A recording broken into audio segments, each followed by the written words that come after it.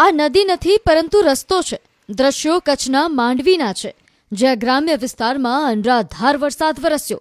બારે મેઘ ખાંગા થતા માંડવીના ગઢ શીશામાં આ પ્રમાણે સ્થિતિ જોવા મળી.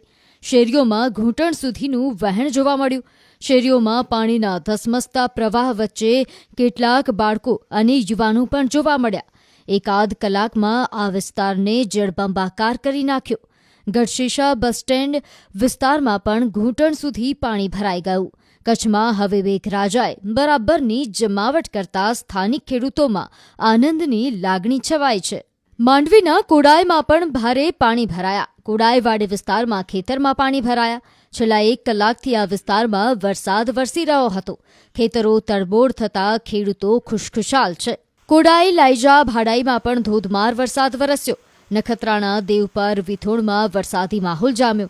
અંજારના ખેડોઈ મથાડા નવી દુધઈમાં પણ વરસાદી માહોલ જોવા મળ્યો.